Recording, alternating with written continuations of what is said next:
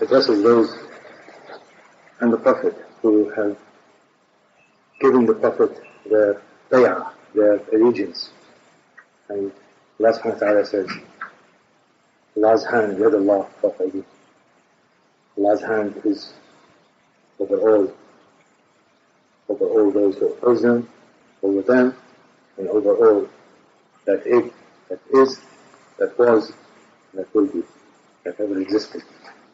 And it is this central bay'ah, this oath of allegiance, that those followers, the Sahaba of the Prophet ﷺ, that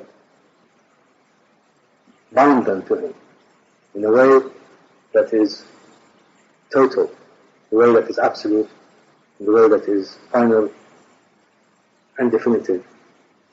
That is the way of the Prophet ﷺ. It is also the way of the great masters and the great shuyukh who established the main tariqahs, the main sufi orders.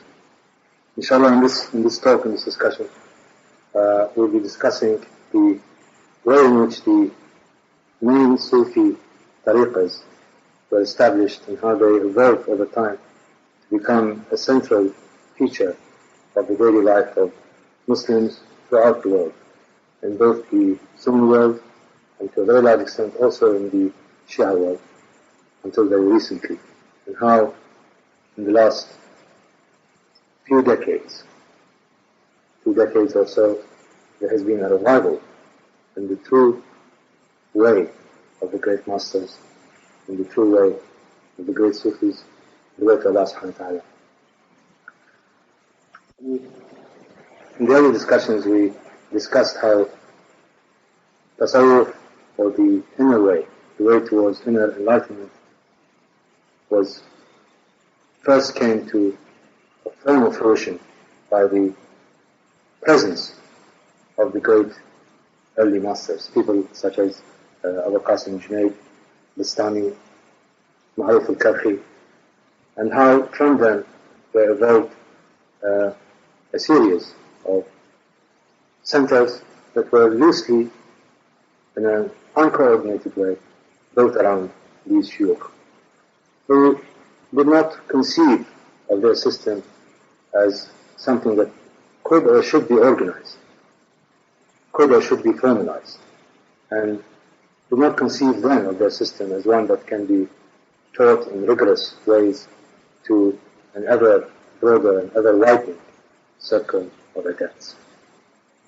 And it is only with the appearance of Muhammad al-Ghazali's synthesis between the inner way and the outer forms of the deen, between the inner enlightenment that is possible for those who seek it through a series of unveilings, through a series of witnessings, through various stages of self-evolution, how this can be linked in a definitive and in a firm way with the outer injunctions of the law of the Shara, and the outer injunctions that govern the Islamic community.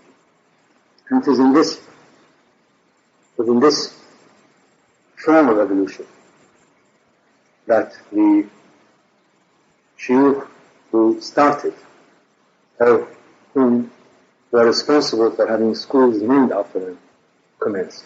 And this transformation took place sometime in the 12th to 13th century Common Era, which is equivalent to about the 7th century of the Hijra period. That is where the main tariqahs that we now understand, that we now know and that we can now relate to, began to take their definitive shape. There are basically three main sources or centers from which Sufi turuq were established, or Sufi ways were established. And they generally refer to the area around Mesopotamia, or modern-day Iraq. A number of schools emerged from there, and those that we are now known to be the largest in their spread possibly in the Muslim world. Another center, or another group of Sufi tariqahs emanated from the North African littoral, from Egypt right through to Tunisia and Morocco.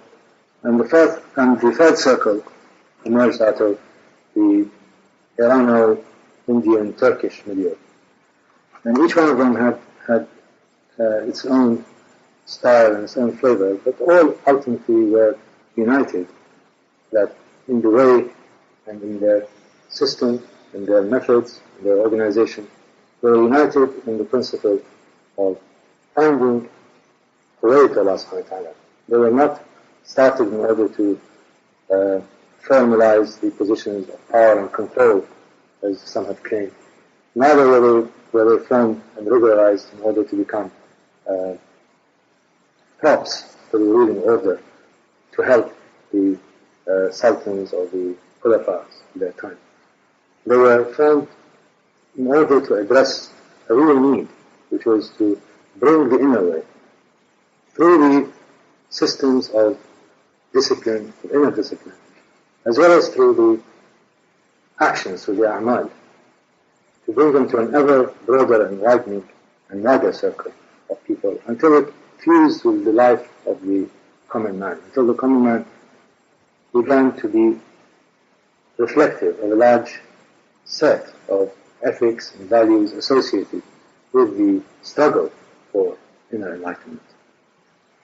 In the first schools that we discussed, that is the schools that emanated from what is now Iraq or Mesopotamia, the most important one and the earliest one is the Sahrawardi school. And this is known also in Arabic as Turuq. That is, it's the mother of all the ways. It is the first, and from that chain, a number of shuyukhs and masters evolved who formed their own tariqahs and their own ways.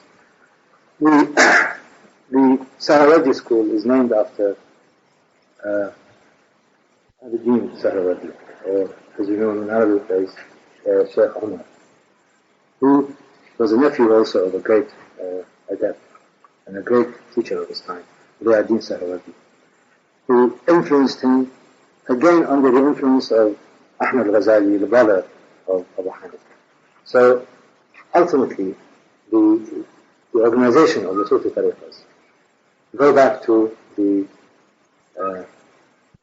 that came from the various people that we mentioned in our earlier discussions, right through to Ahmad al-Ghazali. And Ahmad al-Ghazali was a teacher to Din Sahrawardi, who in turn was the teacher of his nephew Shahabuddin. His nephew was also close to the ruling groups at that point. He was close to the Abbasi Khalifa Nasr al-Din Allah, who started at the same time the whole system of guilds. So from the early days, there was a type of association or a type of relationship between the inner way, that is the way represented by the Sahrawardi tariqah, by Shahabuddin Sahrawardi, and the actions and activities and the professions associated with these guilds. And from a very early age, from a very early stage, the guilds themselves were places that bound people in a certain profession, as well as allowing them to associate with the like-minded of that profession in the associated with tasawwuf. Now, also Shahabuddin Sahrawardi wrote the first manual, which is called Awarif al-Ma'arif, that is the knowledge of what is worthy to be known, which is the basic manual that teaches nearly all the great schools, all the great tariqahs. And it's a very, very rigorous and quite a detailed book of instructions, not only relating to the process by which knowledge can be obtained and the stages and the nature of the knowledge that is revealed to the adept, but also detailed rules relating to the organization of the khalwa, the place of retreat, rules relating to the murid and the sheikh, rules relating to the conduct with the community, rules relating to dhikr, rules relating to the audition which is sent.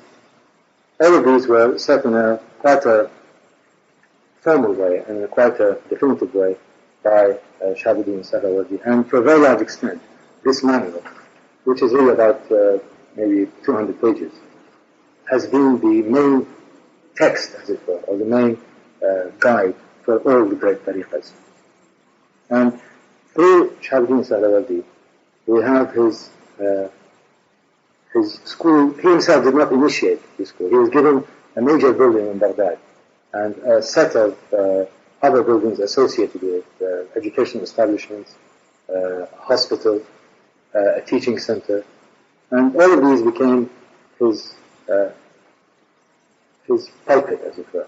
And from there, the school began to attract large number of disciples, large number of adepts from throughout the Islamic world. And it is through the effort of his followers, rather than he himself, that his system was established and became the formal structure and formal chain that we understand to be the Sahrawardi silsila. And a lot of people subsequently became followers of that silsila. People such as the poet Sa'di and the great gnostic of the 15th century, Abd al-Razzaq al-Kashani, who was also a well-known interpreter of the Master Ibn Arabi. If you have the chance ever to read the travels of Ibn Battuta, who is probably the greatest traveler in history, he was for 40 years maybe wandering throughout the Muslim world and the entire known world at that point. He describes many instances where he was taken into the khalwas and the khanaqas of the Sahrawardi orders, and he describes them as being the most prevalent throughout the Muslim world, and this is in the 13th century.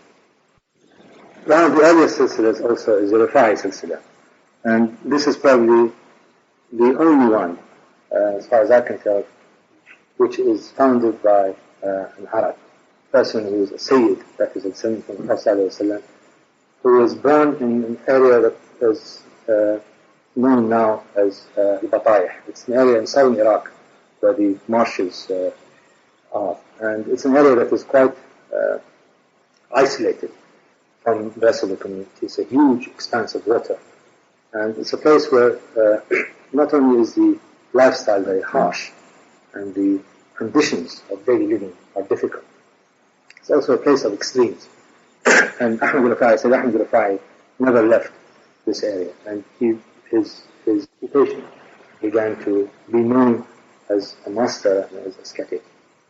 And a lot of people came to visit him, and within a short period of time, he attracted a large number of followers to the marshes in his center. And from the Rifai order that is based in the southern territories of Iraq, marshlands of Iraq, the whole Rifai order came about. And the various practices in particular relating to dhikr and relating to permissible ecstatic behavior became associated with the center that was established around Sayyid Ahmad al-Rifai.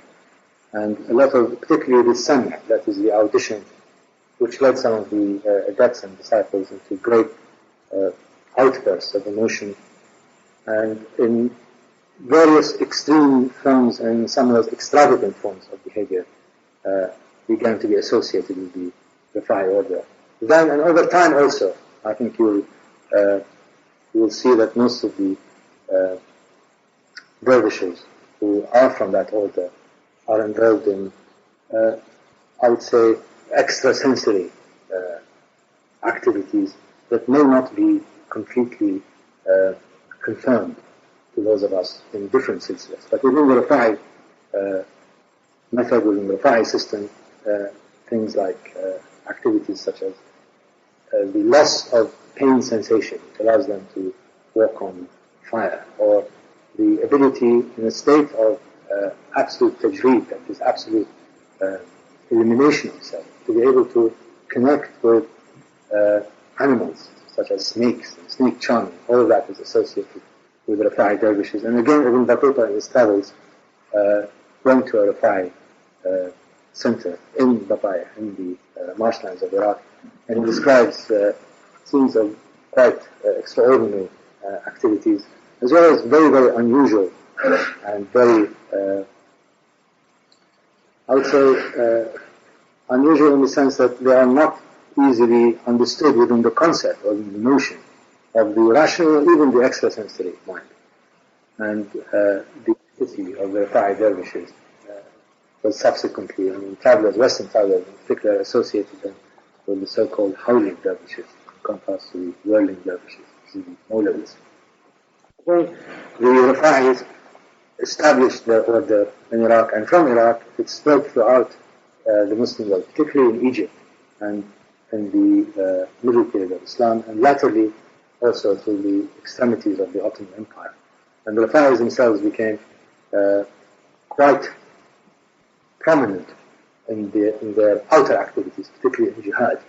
And they formed, in many cases, the front ranks of the various Ottoman armies.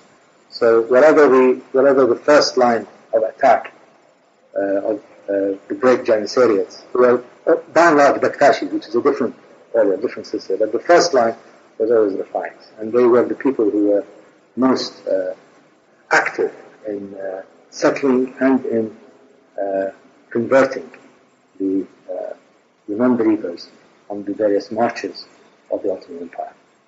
So you find Rafa'is spread out in places now, apart from the heartland, which is Egypt, in places like Bosnia, places like Albania, and other extremities of the then Ottoman Empire. The last silsila that gained prominence throughout the Muslim world and is probably one of the largest now, if not the largest, is the Qadriya silsila, which is related to Shaykh Haider and Qamar Naqvi. He himself, there is no doubt that he was not the founder of the silsila, because between his time and the time when the Qadri order, or the Qadri Sufi order, began to be recognized and began to have a place in the mosaic that was the Sufi world of Islam then, there was quite a span of time. Al-Qadir Gilani himself was a Hanbali jurist, and reading his works, especially Fath al-Rabbani, one does not have the feeling or the sense that he was a teaching master or that he was in any way associated with establishing a structure of tasawwuf. He was more of a jurist with a strong mystical inclination. And I think that was how he responded and was responded to generally. He came from Gilan, which is Iran, but most of his life was spent in Baghdad. And he has now a great shrine in Baghdad itself, which is a center for Al-Qadir Gilani's order was probably established by a person several decades later, but related to him. And it became the most hierarchical in terms of its organizational structure. In particular, it enshrined the principle of succession from the Shaykh to one of his immediate family. So the main Qadri orders and the main Qadri Shuyukh are derive their legitimacy to some extent, apart from their spiritual state, from their lineage to the great Islam. These are the three orders that were established or were started under the aegis of a great Sufi master from Iraq, that is the Sahrawardiya, which in its Indian variety became quite important in India, particularly in Bengal. The Qadriya, which spread throughout the Muslim world and became, probably after the beginning of the Ottoman Empire, became the most widespread order, and the Rafa'iyya. The other center, or the other geographic area from which Sufi orders emanated is the Egypt, North Africa. And here, the most important one is the Shadli order. Now, the Shadli order with which we are associated, the Shadli Haeri, although it is attributed to Abu al-Hasan al-Shadli, actually can have its origin in another person. The person to whom the Shadli order actually and finally reverts to is a person by the name of Abu Median. The Sufi way did not spread to North Africa very, very quickly. In fact, it was confined in its early stages, even up to the 4th and 5th century, probably to the heartland of Islam, that is within the area bounded on one side by Greater Khorasan, Egypt, Mesopotamia, and Turkey. And it spread in a very, very slow way to North Africa, although there were one or two great masters emanating especially from Andalusia. And here we're referring specifically to, of course, to the great Ibn Arabi and to another person by the name of Ibn Masara. But the Sufi orders in the way that we are discussing today did not really put their roots down in North Africa until quite late. Abu Hassan Shadli himself, although he was born in Maghreb, spent a lot of his time subsequently in Egypt. In fact, he was, after his pilgrimage to Mecca, he was in search of his qutb, that is the pole, the axis that governs the way in which Allah subhanahu wa ta'ala maintains the integrity of creation on earth. And his search for the qutb, that is this pole or the pivot, led him finally back to North Africa, where he began to be associated with a person by the name of Ibn Mashish. I think you have heard probably Shaykh Fadhlalla refer and discuss Ibn Mashish or quote from him several times. And Ibn Mashish took Abu Hassan Shadli under his wings and began to initiate him in the way towards real perfection. And I believe Abu Hassan Shadli, by contemporary accounts, was probably as close to the Insan al-Kamil as one can get. He moved from Morocco to Tunisia. We're now talking again in the end of the 12th, beginning of the 13th century. And in Tunisia, he fell afoul of the ulamas and he was driven out of Tunisia to Egypt. So the rest of his life, he was based in Egypt and teaching out of Alexandria, where his shrine can be visited even. Again, did not found there consciously. It was founded by his second, as it were, or his Khalifa. And it reached its fruition and its organization by the follower of the Khalifa, that is Ibn Ata'Allah al-Iskandari. I think we have discussed before the aphorisms associated with Ibn Ata'Allah al-Iskandari. Was the person who wrote the full biography of the founder of the Shadli order. And he also described the rituals that went along being a follower of Abu Hassan Shadli, and these rituals have come down to us through the North African side in the way that we follow now. Abu Hassan Shadli, directly and through his disciples, was the founder or the founding light, for the Shadli way.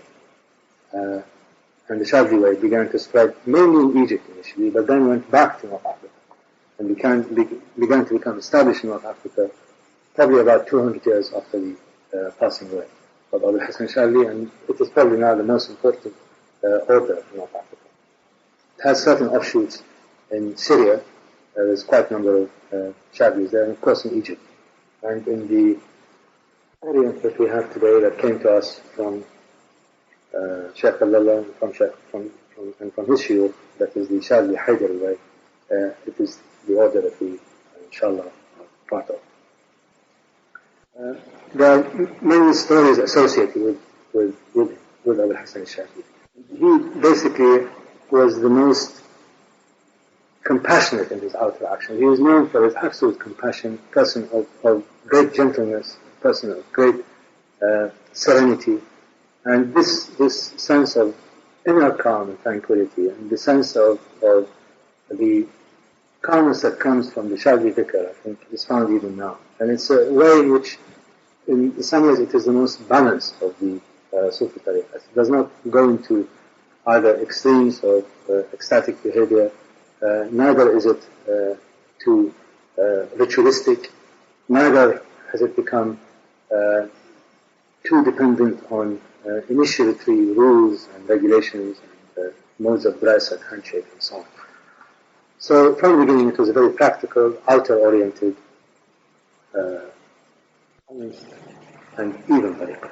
And to some extent it fitted the mood, possibly, of those in North Africa. And from there it began to absorb over time the elements that came with the Gnosticism of Ibn Arabi, so that it merged both the outer calmness and serenity and concern, the outer forms of action, together with very deep gnostic insights that became part and parcel of his heritage. So the system of the great Ibn Arabi began to become absorbed very, very early on into the works, into the actions of the Shafi'i adepts. The last geographic area from which the Sufi orders emanated is the Irano-Turkish Indian. And here, again, most of the founders were in one way or another associated with the schools of Iraq. Some of them were disciples of Shaykh Ahmad Sahrawardi. Some were associated with Sayyid Ahmed Rafai.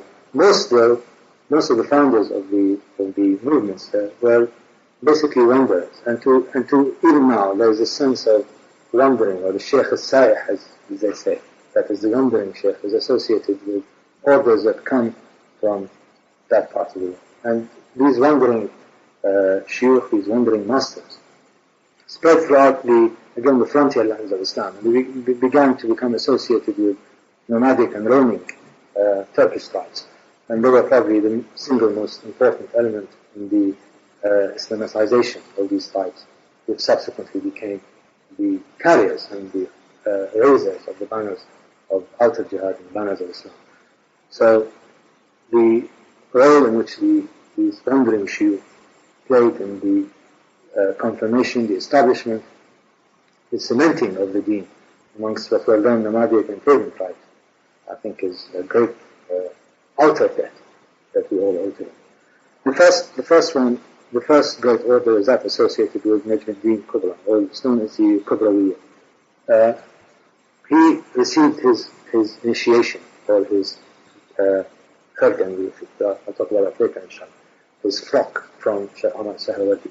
And he established the forms in which the order was to be organized. Although he himself did not structure it in the definitive way, that was done by one of his disciples, and it included in it, from a very early stage, the element of extreme devotion to the person of the Prophet ﷺ, but in particular also to the Imam Ali. So the orders associated, or that emerged out of the Irano-Turkish Indian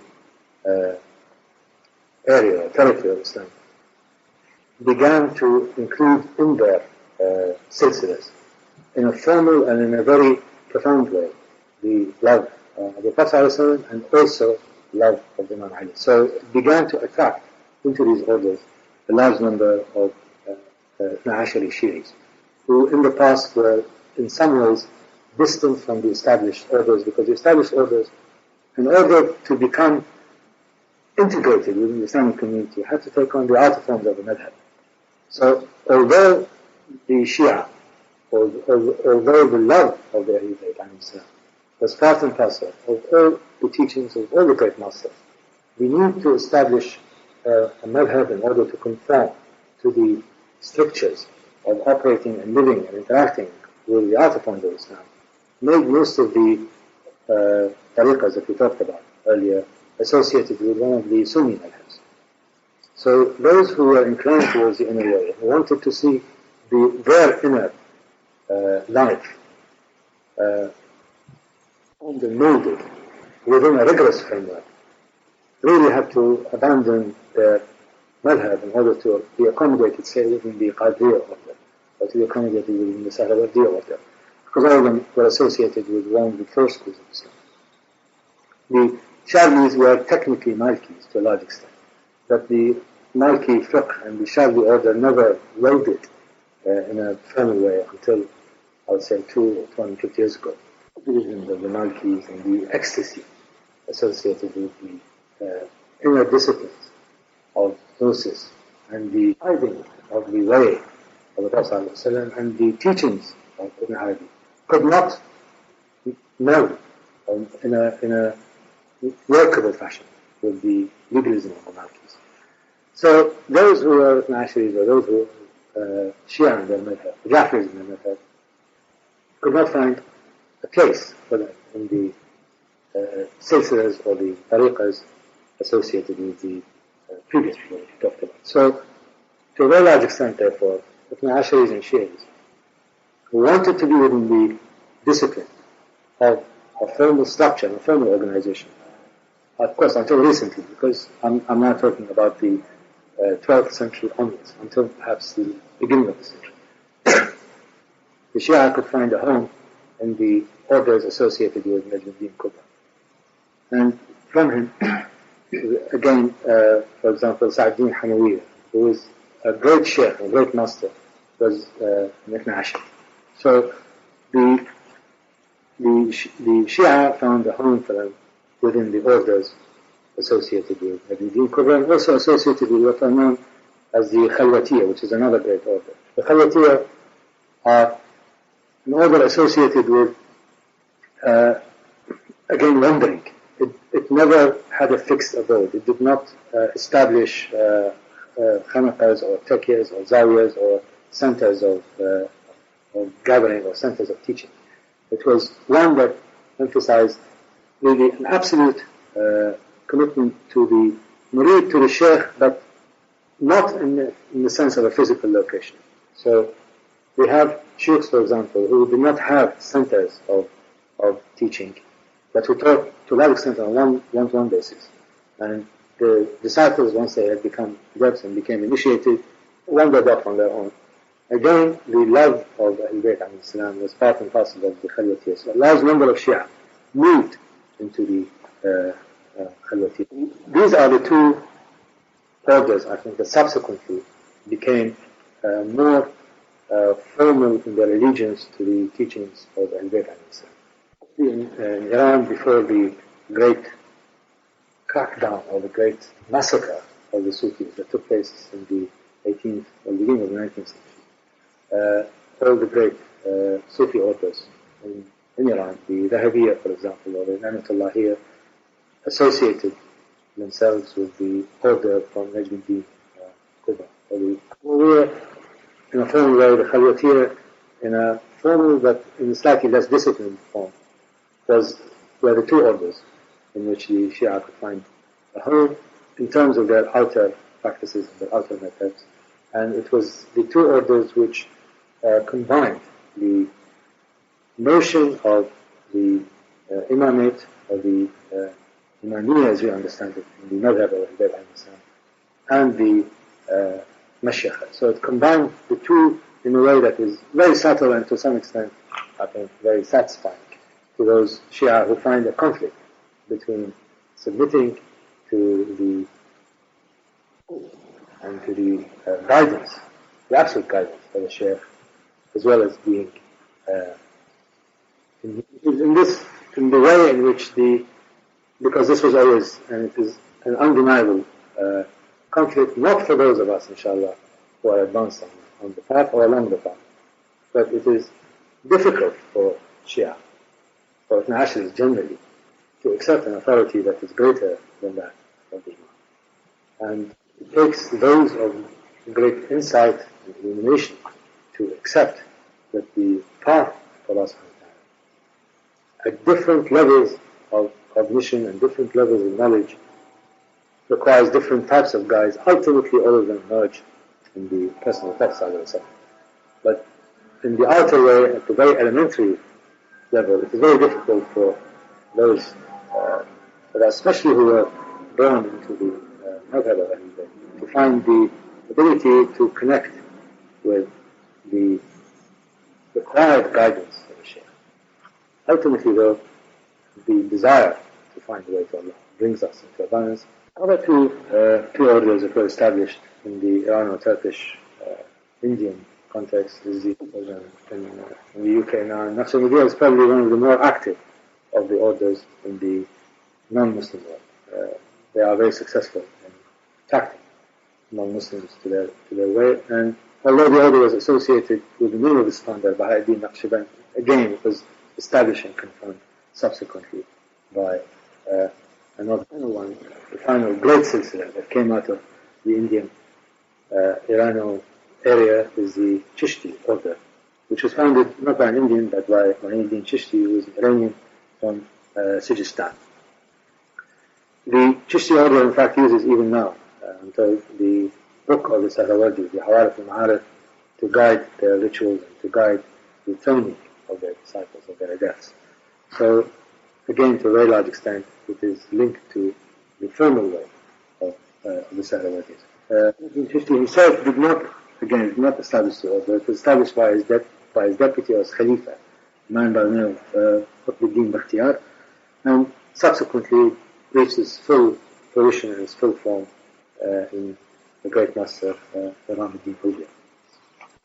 These are the great silsilas, the great authors that are associated with the regions that we talked about. Within that universe, I would like to spend some time discussing particularly Shia orders, and especially the Ni'matullahis. And again, I'm not talking about the current day Ni'matullahis.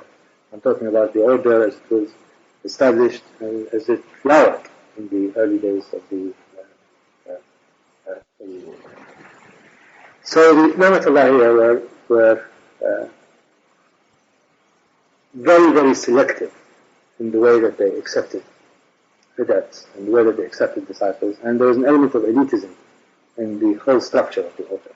And that elitism was, of course, attractive to those who were in or near power, and it became, as it were, the favorite order of those who were close to the royal court. And to some extent, it took on the role of being the court order after the disestablishment of the Safawi order, which was responsible for the Safawi state in Iran and the introduction and the formalization of Ithna Ashari Shi'ism as the religion of the state. Ni'matullahiyya were badly decimated by the ulamas in a series of if you want to call them, a series of chastisements. In any case, for example, in Shiraz, there was about 300 of them were killed by Muhammad Baqir al-Bahbahani, who is a great alim, a great divine in the Shia order. And they suffered great persecution at the beginning of the 19th century. And with their destruction, or the destruction of their formal order and the destruction of their taqiyas in Iran, the only consciously Shia order came to an end. It now continues, of course, and there are, of course, Ni'matullahis, but in the way it was before, in terms of its full glory and grandeur, when it was the court order, those days are. Those who were not of the elite in Iran, and who were inclined towards a mystic way, and who wanted to become initiated in a certain rigorous and disciplined manner, could not find a place in Ni'matullahis, but they found a place in offshoots of it, which are the Wahhabiyya order or the Gunabandiyya order. The Shia orders, as such, never became as powerful and as large as the other orders. Shias in general found those Shias who were inclined in that direction, probably found better and more accommodating home in the Kubrawiyya or the Khalwatiyya, and latterly, I believe, inshallah, in this way. This association of the Ni'matullahiyya with power and order and the rule of the elite had a certain flavor and flower to it that is probably not conducive to non-Iranians especially, and certainly is not conducive to that we are all equal in the sight of Allah, and that we are all on the same path, and the gradations between us is Allah subhanahu wa ta'ala says in the Quran, those of us who are in lesser or greater taqwa. It took on a conscious form of being the way which is acceptable within the aristocratic order of Iran. And some of the practices that were subsequently, and rightly so, denounced, became associated with them, especially in their middle period, that is between the 16th to 18th century, such as opium eating. And this became a way in which supposedly one's spiritual knowledge and perceptions are enhanced, that it became part of the ritual of those who are more advanced in the order. Whether this is within the bounds of Sharia or not, I cannot say. But, this is really the structure in which the Sufi orders finally gelled. And in some ways it was, I think, beneficial to the development of the abilities and the perceptions of the adept, of those murids who are seeking that way.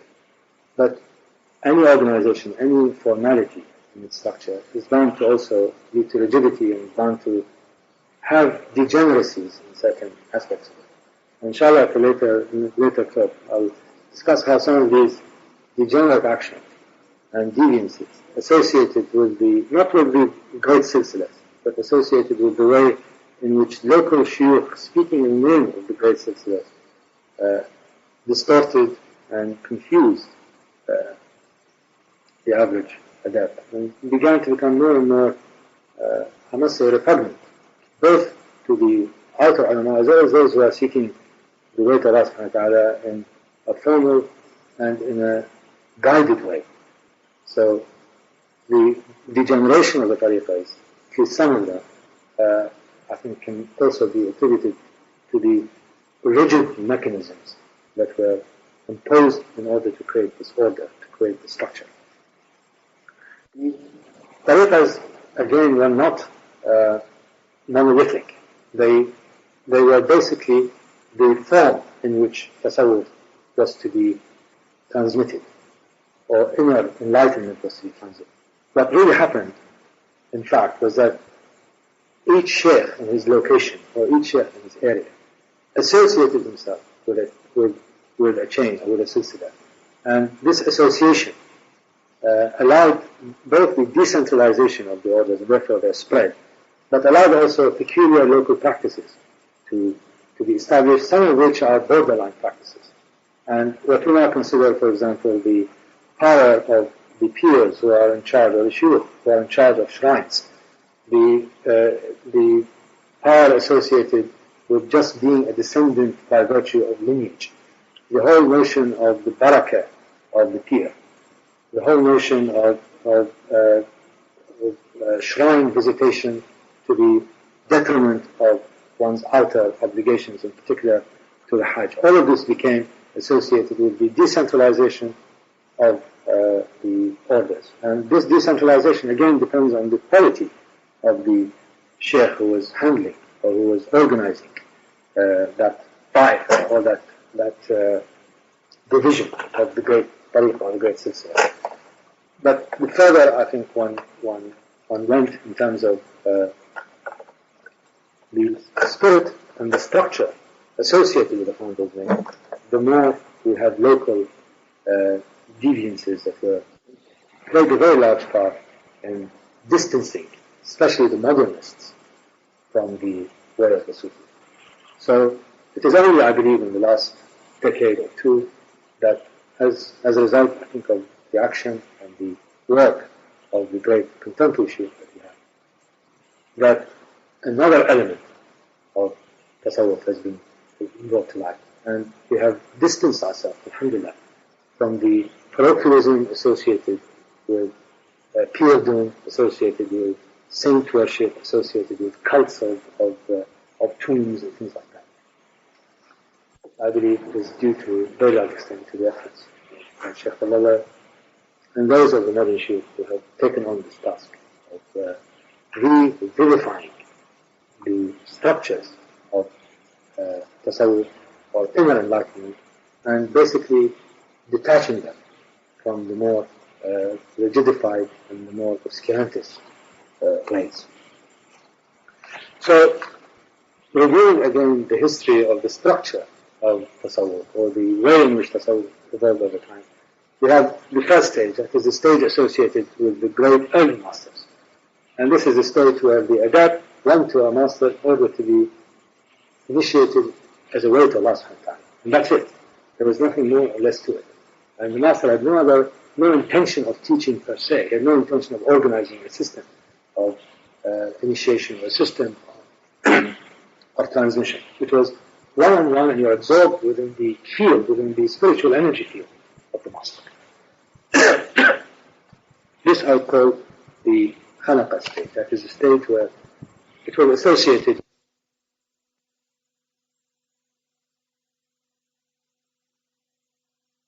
Where the teaching is so devoid of, say, now of the Ahlul Bayt, of any of these, some of the litanies that I've been exposed from more recent. So you see the litanies and the teaching, say, like among the Ismailis, even among the Shahidis, and also without these trappings of Shiite theology, there is to see everything revolves around love. And it is, and to love, and to do with loving the Prophet, and love his family, and the love of the Shaykh is leading towards love of the family, love of the Prophet, and therefore love of Allah. That is the way. I mean, I don't get a sense that things are so divided that there were no, and I think perhaps the Shiites themselves had this devotional aspect within, among themselves, not formal, not named to someone. Certainly has these Sufi overtones. Well, I think in some ways you're right, but we have to also accept certain facts. That if you want to be in a certain order, you have to accept the madhab of that order. So it is only recently that the flexibility associated with an inter-madhab way has been tolerated. I'm not talking about the current contemporary conditions. I'm talking about the way the orders were established. And if you're a Rafa'i, you're a Shafi'i. Simple as that. And even though the Shaykh himself might have been beyond madhab, you are still in the company and the companionship of others who have a madhab. And it is very difficult to be able to exercise the requirements of your madhab in the context of an order where the outer forms of Islam are not the same. So there is a certain tension here, whether we accept it or not at the outer level. And that tension at the outer level distances people, or distance people. I'm saying from my own experience that, for example, in Iraq, where I come from, Shia, it is unheard of to be associated with a Sufi. It's not because the inner way or the enlightenment associated with knowledge of Allah subhanahu wa ta'ala leading from the Prophet to the Ahmad Ali Allawi. It is not that blocks it. It is the way in which the orders have become madhabized, as it were. And the madhabization of the orders, to some extent, distance those who come from a different madhab. I'm not just talking, of course, the big cleavage between Shia and Sunni, but within the Sunni world, certain madhabs were not allowed. I mean, Shaykh al-Qadi was not only a Hanbali jurist, he was a very firm Hanbali, so that those who are of different madhab were not even allowed to discourse with him. So it is this tension between the inner way, which is post-madhab, which is beyond madhab, which has nothing to do with the outer forms and structures of the deen, and the requirements of having a madhab that impose this on. And again, one should not overlook certain facts.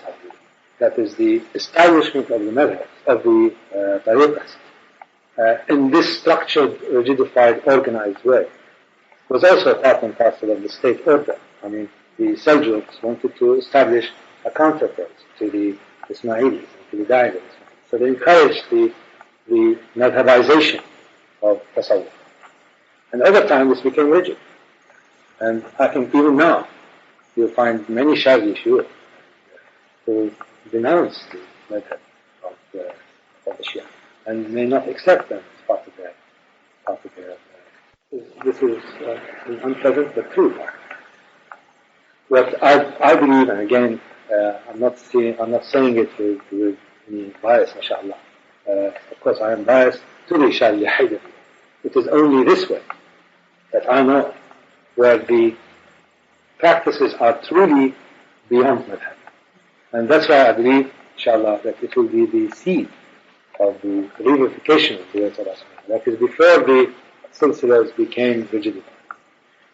I'm sure if you go to, if you went to Shaykh Al-Qadi and discuss with him or experience with him the love of Ahlul Bayt, it will be there. It will be much more there than there would be any Shia. But it does not deny the fact that the orders were associated with certain Ash'aris who believe in the way of Ahlul Bayt could find no place until very recently except in Shia orders, which have their own peculiarities and their own nuances. The flexibility and fluidity that you find, I think, in the Chishtiya, Kubrawiya, but not in the Indian side of it, is where we can, if we are not in this order, we'll probably gravitate. But there will always be tension, unless it is a truly de-madhabized way. Well, mine wasn't really a question, it was just a querying. Because there are these extraordinary... Well, I mean, the Baghdadis are supposed to have been influenced later on by the Shias, and of course, what extraordinary ideas they impute to the Shias, namely that Ali, Muhammad, and God are a trinity, and you have to believe in Trinity, and that once you have reached Ma'rifah, you could drink wine, and that it became very good for all the Janicees to be Baghdadis. Yes. And so there was this sort of strange evolution of things that were called Shia, and of course, had nothing to do with Shia. I think things are so organic, and really, in the end, it's to do with wanting to know Allah, and if you meet a guide in this life, history there. And that's what it's about. And all the madhab and all the structure and historicity is irrelevant or after the fact. But that's how it happens. It happens, these systems die out because those people died out. And new ones will arise after.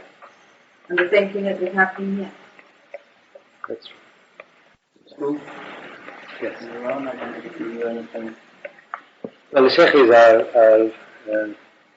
Shaykh al-Ahsa'i, the name after Shaykh al-Ahsa'i. It's a form of Shia Gnostic that can be, from that sense, be interpreted as being Sufi. But if you assume Sufism includes organization in Tariqah, it would not qualify as such. But inshallah we'll talk about Ahsa'i Shaykh al-Ahsa'i later. The main body blow, as it were, to the whole notion of the structured way towards inner enlightenment in the Shia world was when there was this divorce and cleavage between them and the so-called reforming Alawas, and it became next to impossible for them to coexist, and the destruction of the organized Sufi basically removed from Iran the outer forms of Tasawwuf. Although Tasawwuf that is the need to have a guide within certain disciplines that allows you to purify yourself, allows you to realize the escalation or the elevation of the self in its various stages. That requirement or that need never disappeared, but the outer forms disappeared. And Tasawwuf is part and parcel, I think, of the character of a lot of large percentage of the populace in their cellular structures.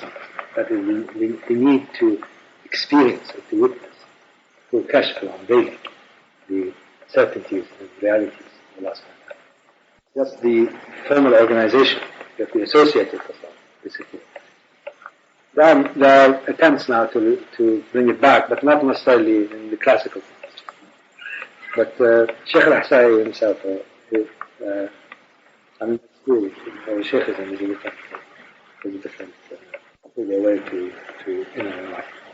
It is basically an acceptance of a certain cosmic understanding that came to Shaykh al-Ahsa'i himself through a series of dreams. And you have to accept the validity of his dream and the validity of the structure of the Imam and the understanding of the Imam of the age. That's associated with Shaykh al-Ahsa'i. Shaykhism, has basically died out, except probably in pockets. There are a few of them in Kuwait, a few in Karbala, a few in Iran.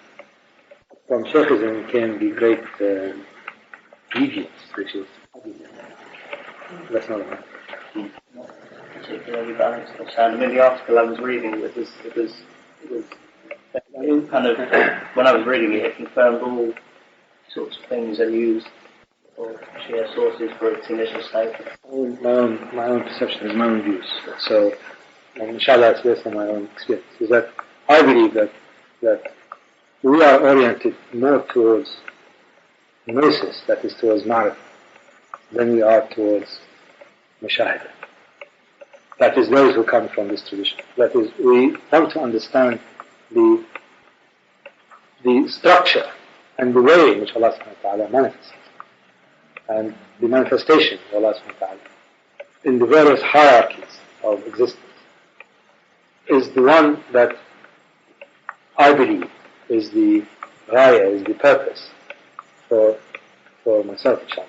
And it is the other current is the current of witnessing the ecstatic experience. So while one comes more from an aqli, that is more from the spiritualization of the intellect, which is what I would call the Shia way towards knowledge, rather than the experiential way of witnessing and being in a state of, or near the state of unicity.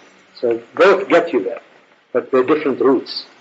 And I believe that this system that we follow, inshallah, is the one that combines the best possibility for those who are truly in orientation to both experience from their qalb as well as the spiritualization of them. So it's basically a marriage between the architecture, the spiritual gnostic architecture of Ibn Arabi, together with the way of unveiling, the way of removing the rust and improving the qualities of spiritual perception. And this is the truth, I think. And I think it depends where you come from. I mean, if Shaykhism leads you into the spiritualized intellect, and from there leads you to want direct experience of the magnificence and the majesty and beauty of Allah subhanahu wa ta'ala through the means, that's fine. You may go the other way, which has nothing to do with Shaykhism, nothing to do with any outer system of knowledge, and just go through the experience so you have a direct witnessing or a direct light. Both get you to the presence. One is more, both are laborious in terms of the amount of work that you have. One requires a great deal of discipline, exercise, control, direction, guidance. The other one does the same, but it's on a different level. It's less physical and more intellectual. Ultimately, it's the same. It's the abandonment of, in one case, is the senses, in the other case is the intellect, in order to recognize a greater reality. The other thing seems to be really excited about it. Shaykhism is also associated with a great cleavage in the Shia world between the Akhbaris and the Usulis, which are those who only accept the sayings and the riwayas of the Imam as the way of conduct, and those who allow a great room for ijtihad, that is for rational reasoning that allows you to reach certain decisions and conclusions. And it's a whole nexus that to some extent has not much to do with the inner way. Going through this, I mean, this talk might refer to span time and centuries and something.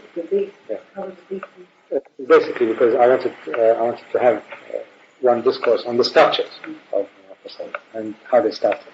Inshallah, I may or may not have succeeded, Allah knows. And you will know. But I mean, the next set of talks will bring us back to the chronology that we when we talk, inshallah, next time about the use of poetry, especially the great arabs who are also poets, works of Attar and Nurun and so on. So this is basically an interview, and it ends this cycle. Talk about the role of the great Sufi Shaykh and the great revivalist movements of Tasawwuf in the 19th century. But they never managed to overcome the parochialism of Purity. Okay. I don't know, but I'm interested. I want to know more about. Well, as you can sense, I have a great antipathy towards what are known as marabuts and peers and so on. And it's not an antipathy to them as a person, but I mean, they can be great masters, great Gnostics. But the whole system associated with the or the barakah of a person happens to be a kilida, the holder of the key, it can be excessive. The word means I have a wonderful story actually that relates, that